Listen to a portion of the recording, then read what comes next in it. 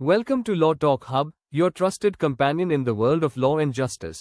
यहाँ हम सरल भाषा में समझाते हैं कानून की किताबें, ऐतिहासिक फैसले और संविधान की गहराइयाँ. Stay tuned for deep insights, real cases, and courtroom brilliance. Let's begin today's legal journey.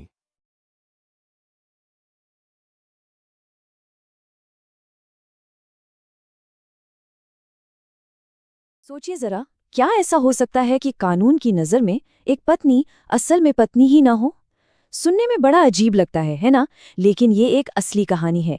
एक ऐसी कहानी जिसने भारत के सुप्रीम कोर्ट तक को ये सोचने पर मजबूर कर दिया कि आखिर एक कानूनी रिश्ते की परिभाषा क्या होती है। ये कहानी है कानून, रिश्ते और इंसाफ के बीच की एक उलझी हुई गुत्थी। तो इस पूरे मामले को समझने के लिए हम सबसे पहले एक महिला की जिंदगी की कहानी में उतरेंगे। फिर देखेंगे कि कैसे उनका मामला अदालतों में एक पेंडुलम की तरह घूमता रहा। इसके बाद न्याय से जुड़े उस बड़े सवाल को समझेंगे जो सुप्रीम कोर्ट के सामने था, और आखिर में देखेंगे कि इस एक फैसले का हम सब पर क्या असर पड़ सकता है। तो चलिए कहानी की शुरुआत करते हैं, क्योंकि किसी भी कानूनी पहेली को सुलझाने के लिए हमें सबसे पहले उसके पीछे के इंसान को समझना होता है। और इस केस के केंद्र में है एन उषा रानी, जिनकी जिंदगी की कहानी ही इस पूरे मामले की नींव है। अब यहाँ से कहानी थोड़ी पेचीदा हो जाती है, तो जरा ध्यान से समझिएगा। 1999 में उषा रानी की पहली शादी हुई। 2005 में वो अपने पति से अलग तो हुई, लेकिन ये कोई कोर्ट का तलाक नहीं था, बस एक आपसी समझौता था। और फिर उसी साल उन्होंने दूसरी शादी कर ली। लेकिन रुकिए, कहानी यहीं खत्म नहीं हुई। कोर्ट ने इस शादी को अवैध घोषित कर दिया, पर सिर्फ 13 दिन बाद ही दोनों ने फिर से शादी कर ली। उनकी एक बेटी भी हुई, और बाद में जब वो इस दूसरे पति से भी अलग हुई, तब शुरू हुआ ये कानूनी बवंडर। अब जब जिंदगी में इतनी उलझनें हों, तो मामला अदालत तक पहुंचना तो लाजमी था। और यहीं से शुरू हुआ कानूनी दांवपेच का एक ऐसा खेल, एक ऐसा उतार चढ़ाव, जहां दो अलग अलग अदालतें एक ही कहानी को देखकर बिल्कुल अलग अलग नतीजों पे पहुंची। तो सबसे पहले मामला गया फैमिली कोर्ट, और उन्होंने, आप कह सकते हैं, कानून की किताबों से ज्यादा जिंदगी की हकीकत को देखा। कोर्ट ने माना कि उषा रानी सालों तक पत्नी की तरह रही हैं और उन्हें आर्थिक सहारे की जरूरत है, इसलिए उन्होंने उषा रानी के हक में फैसला सुनाया। साल 2012 में फैमिली कोर्ट ने हर महीने 3,500 रुपए का गुजारा भत्ता तय किया। अब ये रकम शायद बहुत बड़ी ना लगे, लेकिन सालों की मुश्किलों के बाद ये उषा रानी के लिए एक बहुत बड़ी जीत थी। लेकिन कहानी में एक बहुत बड़ा ट्विस्ट आना भी बाकी था। 2017 में हाईकोर्ट ने फैमिली कोर्ट के फैसले को पूरी तरह से पलट दिया, और वजह थी कानून की एक बहुत ही सख्त, एकदम किताबी व्याख्या। हाईकोर्ट ने कहा कि जब तक पहली शादी कानूनी तौर पर खत्म नहीं हुई, दूसरी शादी की कोई मान्यता नहीं है, और अगर शादी ही मान्य नहीं तो वो पत्नी कैसे हुई। और यहीं पर सबसे बड़ा सवाल खड़ा हो गया। सोचिए जरा, एक ही केस, एक ही महिला, एक ही कहानी, लेकिन दो अदालतें एकदम उल्टे नतीजों पर पहुंच रही हैं। एक अदालत रिश्ते की सच्चाई देख रही थी, और दूसरी सिर्फ कानूनी दस्तावेज। ये टकराव इतना बड़ा था कि इसका जवाब अब सिर्फ देश की सबसे बड़ी अदालत ही दे सकती थी। और फिर मामला पहुंचा सुप्रीम कोर्ट। अब ये सिर्फ एक महिला के गुजारे भत्ते का केस नहीं था, ये एक बड़ा सवाल बन चुका था, न्याय का सवाल और कानून की सही व्याख्या का सवाल। इस पूरे मामले की जड़ में है एक खास कानून, सीआरपीसी का सेक्शन 125। अब ये है क्या? देखिए, ये कोई मामूली कानून नहीं है। ये एक तरह का सोशल सेफ्टी नेट है, एक सुरक्षा कवच, जिसे इसलिए बनाया गया ताकि कोई भी महिला या बच्चा बेसहारा और लाचार न रह जाए।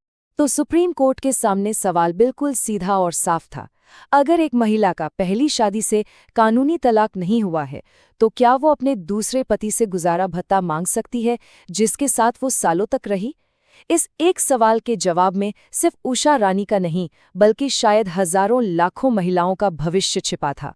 तो अब आते हैं इस कहानी के सबसे दिलचस्प हिस्से पर।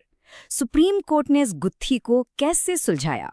उन्होंने पत्नी शब्द को आखिर किस नजरिए से देखा? देखिए, सुप्रीम कोर्ट ने कोई नया कानून नहीं बनाया। उन्होंने एक बहुत पुरानी, बहुत गहरी सोच को अपना आधार बनाया।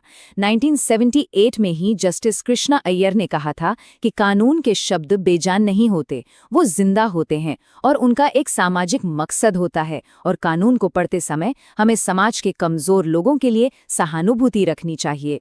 तो यहाँ पर दो रास्ते थे, दो नजरिए थे। एक तरफ थी हाईकोर्ट की सोच, जो कहती थी कि जो कागज पे लिखा है बस वही सच है, मतलब अगर कानूनी शादी नहीं तो कोई हक नहीं।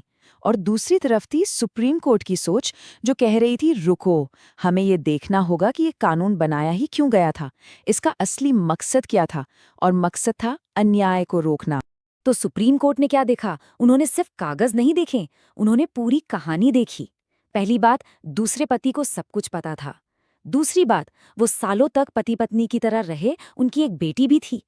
तीसरी बात, उषा रानी अपने पहले पति से कोई मदद नहीं ले रही थी। और सबसे बड़ी बात, अगर पति को सिर्फ एक तकनीकी वजह से अपनी जिम्मेदारी से भागने दिया जाता तो ये तो कानून का ही मजाक बन जाता। वैसे ये फैसला रातों रात नहीं आया। इसके पीछे अदालतों में सालों से एक बहस चल रही थी। कभी यमुनाबाई जैसे केस में सख्त नजरिया अपनाया गया, तो कभी विमला और बादशाह जैसे मामलों में कानून के सामाजिक मकसद को ज्यादा अहमियत दी गई।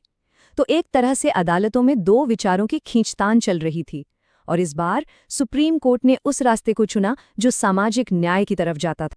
तो ये तो हुई केस की बात, लेकिन इस फैसले का असर सिर्फ उषा रानी की जिंदगी पर नहीं, बल्कि हमारे समाज और कानून पर बहुत गहरा पड़ने वाला है। कैसे? चलिए देखते हैं। और अपने फैसले में कोर्ट ने एक बहुत ही गहरी और जरूरी बात कही। उन्होंने कहा कि एक मजबूत देश के लिए मजबूत परिवार चाहिए, और मजबूत परिवार तब बनते हैं जब परिवार की महिलाओं का सम्मान हो, जब वो आर्थिक रूप से सशक्त हो। तो कुल मिलाकर ये फैसला क्यों इतना बड़ा है? क्योंकि ये कानूनी बारीकियों के ऊपर सामाजिक न्याय को रखता है। ये उन महिलाओं को एक सुरक्षा देता है जो मुश्किल रिश्तों में फंसी हैं। ये कबूल करता है कि रिश्ते सिर्फ कागजों पर नहीं, हकीकत में भी जिए जाते हैं। और सबसे जरूरी, ये किसी को भी अपनी जिम्मेदारियों से भागने का मौका नहीं देता। और आखिर में कहानी का पहिया पूरा घूमा।